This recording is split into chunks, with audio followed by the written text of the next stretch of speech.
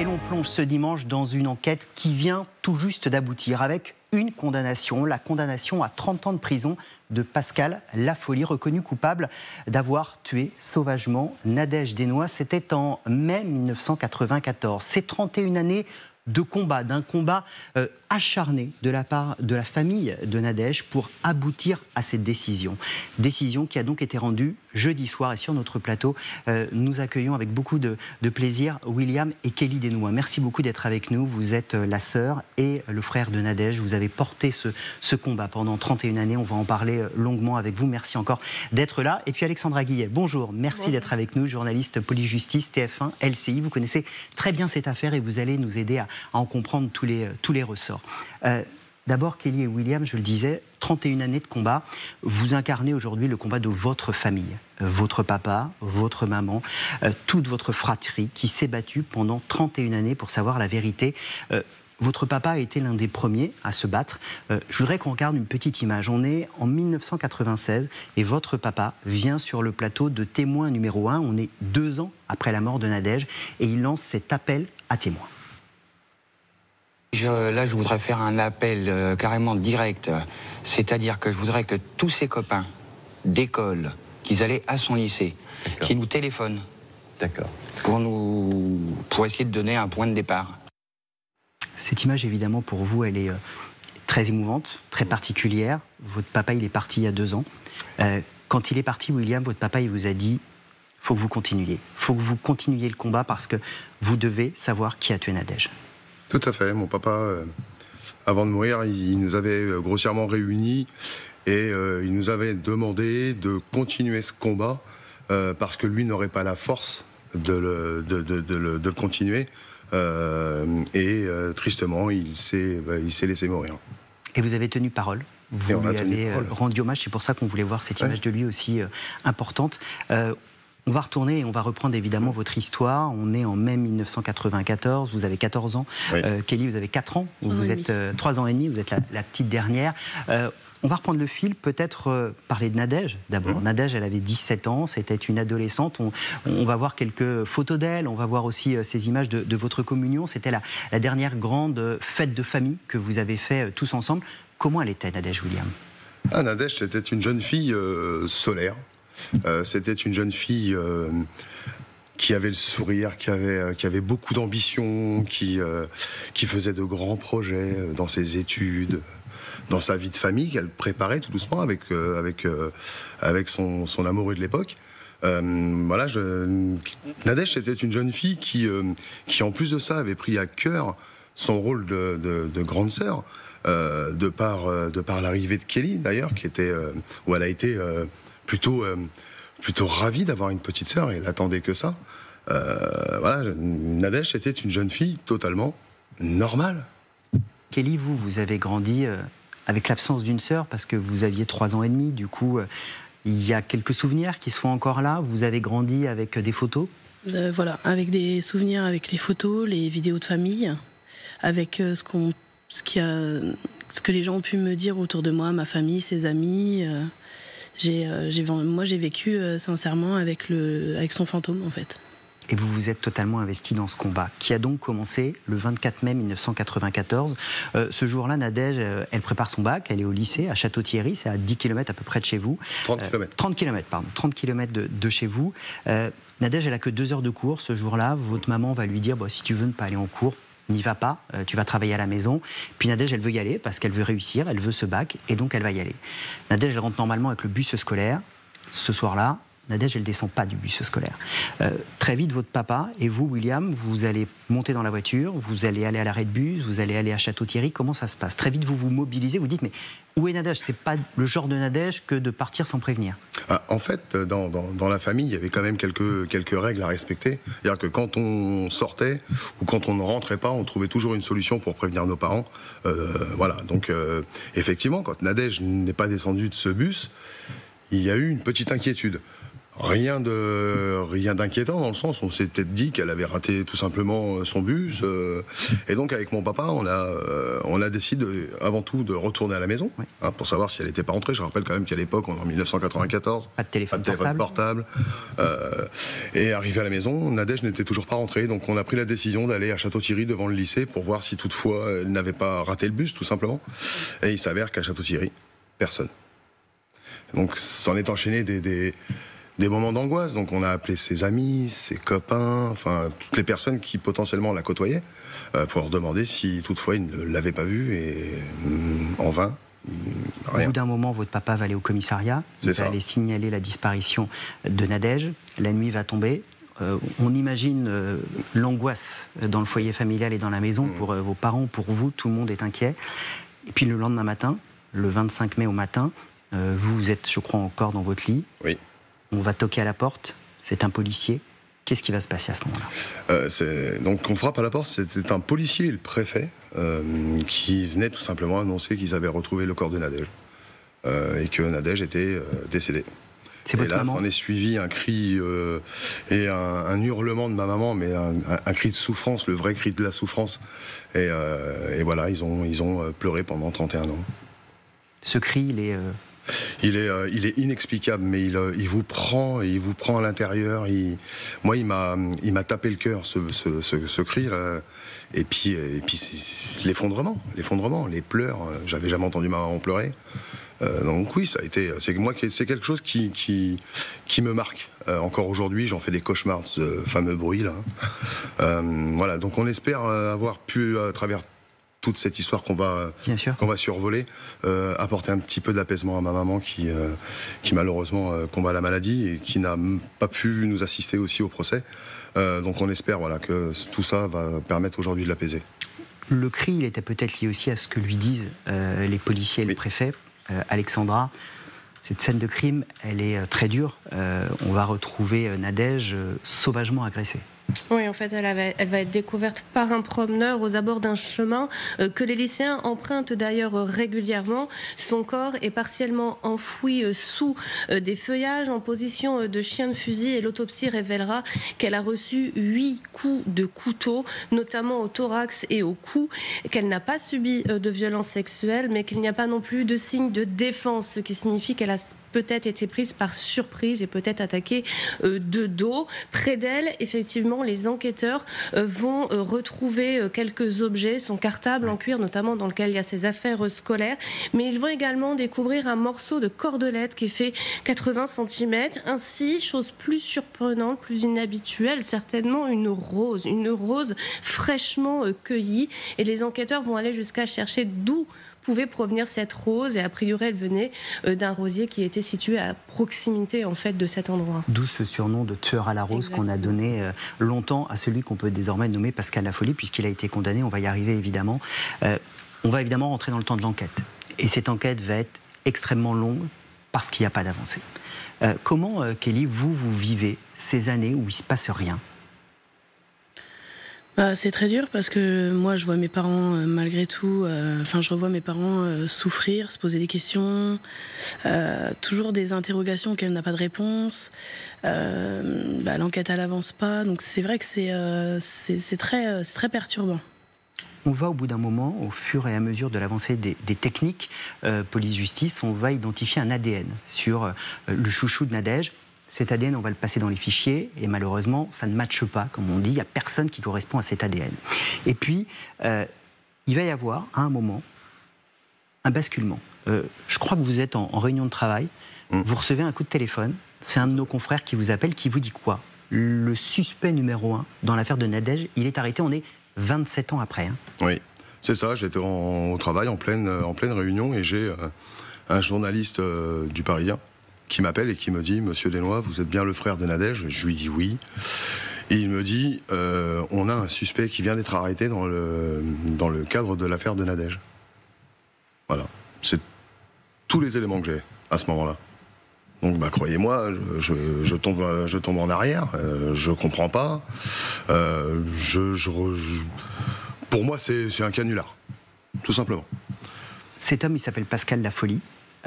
Qu'est-ce qu'on sait de lui à ce moment-là, Alexandra? Alors, à l'époque des faits, cet individu, il a 28 ans, il est marié, il est père de 2 enfants. Il ne vit pas à Château-Thierry, il vit à quelques dizaines de kilomètres de là. En revanche, il connaît très bien cette commune puisqu'il y a grandi depuis l'âge de 10 ans. On va remonter le parcours judiciaire de cet homme. On va découvrir qu'il a un lourd casier judiciaire, notamment 2 éléments qui sont évidemment extrêmement importants. 1996, il a agressé sexuellement une adolescente de 14 ans. L'an 2000, il viole une femme de 21 ans. Pourquoi et comment, Alexandra, on remonte à cet individu? On est, je le répète, en 2021. Nadège, elle est morte en 1994. Eh bien, parce qu'en 2021, il a sa compagne qui va porter plainte pour des violences. Et à ce moment-là, eh bien, on va prélever son ADN. Et son ADN va être intégré au fichier, le FNAEG, vous savez, le fichier national des empreintes génétiques. Et en fait, il se trouve qu'en 2021 aussi, la justice a décidé de réexaminer, de faire une nouvelle expertise décelée dans l'affaire de Nadège. Et en les remettant dans le fichier, eh bien là, ça va matcher et ça va faire sortir le nom de cet individu, de Pascal Lafolie. Et on va écouter le témoignage de cette femme qui est allée dire « J'ai un compagnon qui m'a giflé et ça va tout changer ». C'est nos confrères de 7 à 8 qui l'ont interrogé. Je suis arrivé pour le récupérer parce qu'il était chez des amis et du coup ce qu'il a fait c'est qu'il m'a dit comme quoi que j'avais fumé dans la voiture, je lui ai dit oui et puis du coup il m'a mis la claque. Après il a pris ma voiture et s'est barré avec ma voiture. Donc je me suis retrouvé toute seule. Je suis rentré chez moi, j'ai appelé la gendarmerie, je suis reçu la police et puis la police m'a dit de prendre ma voiture, de venir au commissariat de police et puis du coup voilà. Et vous n'avez pas porté plainte? Non. Je voulais que ça serve de leçon, qu'on ne baffe pas, c'était la première fois, donc c'était qu'une gifle, on va dire. Mais il m'aurait fait plus, oui, j'aurais porté plainte, mais non, j'ai pas porté plainte parce que je voulais que ça serve de leçon. On salue d'ailleurs la ténacité des enquêteurs qui vont lui dire « Si, madame, une gifle, ça ne suffit pas, une gifle, ça peut engendrer autre chose, il faut porter plainte ». C'est ça qui a permis qu'il y ait une enquête d'ouverte, la prise ADN, et ça match. Et donc, Pascal Lafolie, son ADN est retrouvé sur la scène de crime. Il va donc être jugé. C'était le procès qui se tenait cette semaine. Peut-être dire un mot de ce qu'il a déclaré, parce qu'il arrive à ce procès, Pascal Lafolie, avec une version assez farfelue des faits. Alors, il faut savoir que lors de sa garde à vue, et y compris lors de son premier rendez-vous chez le juge d'instruction, quand l'enquête est rouverte suite à son interpellation, il avoue, il reconnaît les faits. Après, il va contester finalement ses premières déclarations. M'a extorqué mes aveux. Voilà, et donner une autre version. Et cette version, elle accuse son frère, Franck Lafolie. Il dit qu'en fait, ce jour-là, le jour où Nadège Desnous est morte, il était bien à Château-Thierry, il était avec son frère, il l'avait dépanné pour l'emmener à un rendez-vous, et que son frère a voulu agresser cette jeune fille, et que lui, en fait, a voulu s'interposer, a voulu la défendre, et qu'à ce moment-là, en fait, il a été assommé, il a reçu un coup, il a perdu connaissance, et après, il ne se souvient plus de rien. Alors, un frère, c'est vrai, au parcours très édifiant, pour ne pas dire glaçant, lui aussi décrit comme extrêmement violent par tout son entourage, par tous ses proches, condamné, lui également, dans des affaires d'agression sexuelle et pour le viol de sa propre jeune fille, de sa propre fille qui n'avait que quelques mois. Mais pour autant, l'enquête va en fait repousser la possibilité de ce scénario pour plusieurs raisons. Parce que d'abord, tous les proches de ces 2 frères disent qu'à cette époque, ils ne se parlaient plus, ils ne se voyaient plus, qu'il n'y a également aucune trace de son ADN. Alors on précise que son frère, il était mort, qu'on a exhumé le corps, qu'on a fait la comparaison ADN et qu'on dit bah non, il n'y a pas l'ADN de votre frère. Exactement. Son ADN n'est pas présent, contrairement à celui de Pascal Lafolie, et que en plus la reconstitution des faits fait le scénario ne tient pas et qu'il n'y a pas non plus de traces de lutte, on l'a déjà dit, au niveau de l'autopsie. Autre problème, ce frère, il est décédé, donc il n'a jamais pu être entendu, puisqu'il est décédé cette même année, en 2021. Version évidemment bancale qui n'a pas tenu face à la cour d'assises de Laon, qui a donc jugé Pascal Lafolie cette semaine, jeudi condamné à 30 ans de prison pour le meurtre de Nadège. D'abord, est-ce que vous êtes un peu soulagés l'un et l'autre? Est-ce qu'il y a une forme d'apaisement? Oui, parce que c'est arrivé au bout du combat qu'on a mené durant toutes ces années. Nous, tout ce qu'on voulait, c'était apporter des réponses. Moi, j'avais toujours promis à mes parents, à l'époque, hein, donc en 1994, que j'aurais tout mis en œuvre pour retrouver l'assassin de leur fille avant qu'il quitte ce monde. C'était, voilà, pour qu'il puisse partir apaisé. Et quand on voit le profil glaçant de ce personnage, on se demande où on est, quoi. Comment vous l'avez senti, Kelly? Vous êtes rentré dans cette salle d'audience, il est là, face à vous. Comment vous l'avez perçu? Bah déjà, le fait qu'il n'y ait aucun regard, aucune chose de sa part envers nous. Il vous a pas regardé? Non, à part contraint par l'avocate générale. Mais sinon, non, aucun regard, aucune empathie, rien. Vraiment, je ne saurais même pas comment vous expliquer en vrai, parce que il n'y a rien qui paraissait. Il regardait tout droit. William, comment vous l'avez senti? Est-ce que vous attendiez des choses de lui? Est-ce que vous vous étiez fait à l'idée qu'il resterait sur « ça n'est pas moi » et qu'il ne lâcherait rien? Alors, oui et non. Oui et non, pourquoi? Parce que notre avocat, Maître Chemla, nous avait dit clairement, n'attendez rien. Voilà, il campe sur ses positions depuis 2021. Alors moi, j'avais quand même une petite lueur d'espoir. Je veux dire, on a toujours un petit espoir qui lorsqu'on lui donne la parole à la fin, qui nous regarde et qui nous dise oui, c'est moi, on n'aurait pas accepté aucune excuse, hein, ça va de soi, mais qui prennent un peu de conscience. Je pense que ça nous aurait apaisé un peu plus. Mais le but était de le faire condamner de façon à ce qu'on soit sûr qu'il reste en prison et qu'il ne fasse de mal à plus personne. Ce que vous dites là est évidemment très important. Parce qu'on est sur un homme, Alexandra, vous nous avez rappelé tout le parcours, 96 qui viole une adolescente de 14 ans, 2000 qui viole une femme de 21 ans, 94 qui s'en sera pris, alors est-ce que c'est la première ou pas? On ne sait pas. 1995 que vous ne savez pas? Et ça, c'est ce que vous allez nous dire, c'est-à-dire que pendant ce procès, la question qu'on se pose, c'est de savoir s'il y a d'autres victimes, si c'est un prédateur, et vous, pendant le procès, il y a des familles qui vous ont écrit. Il y a une famille il y a une jeune femme qui a contacté notre avocat. Il me semble que c'était mardi soir, donc au deuxième jour du procès, et qui vient parler et qui dit moi, cet homme-là, il m'a agressé. Il m'a agressé, seulement à l'époque, en 1995, il a été condamné pour attaque avec violence. Voilà. Seulement, quand elle raconte son récit, il a tenté de la violer. Ça veut dire qu'il y a peut-être d'autres victimes? Oui. Ah, vous prêchez un convaincu, je vous le dis. On en est persuadé. On a peut-être affaire à un prédateur. Est-ce qu'il dit quelque chose durant ce procès, à un moment, sur Nadège? Est-ce qu'il vous a donné des éléments supplémentaires? Ah non. Rien non. du tout. Quand je vous dis que le profil du personnage, il est glaçant, c'est qu'il ne... Il est resté de marbre. Il ne se souvient pas du nom de ses victimes et il ne veut pas s'en souvenir. Alors, même moi, j'ai pour trouvé vous ça dire, plus qu'aberrant. le jour du procès, il a dit que ça ne lui servait à rien de connaître le nom de ses victimes. Donc il exhibe sa cruauté sans grande difficulté devant vous. Exactement. À croire qu'il veut continuer à faire souffrir les familles qui souffrent déjà depuis des années. Oui. Alexandra, on peut imaginer, s'il y a des témoignages qui viennent, il faudra évidemment qu'ils soient vérifiés par les enquêteurs, qu'on rouvre des enquêtes sur ces affaires-là? Oui, bien sûr. Alors, il faudra voir avec le pôle cold case, peut-être certainement, puis avec votre avocat. Après, toute la question qui se posera, ce sera celle de la prescription. C'est ça. Toutes ces années, pendant ces 31 années, Nadège, elle a été avec vous tous les jours? Oui. Oui, on la faisait vivre au quotidien. On ne voulait pas que nos enfants ne la connaissent pas. On l'a fait vivre tous les jours. Moi, il n'y a pas une journée où je ne pense pas à elle. Et on continuera à la faire vivre, quoi qu'il arrive. Il faut qu'elle reste présente au sein de notre famille. Pour vous, Kelly, comment vous avez grandi avec cette sœur absente et si présente, finalement?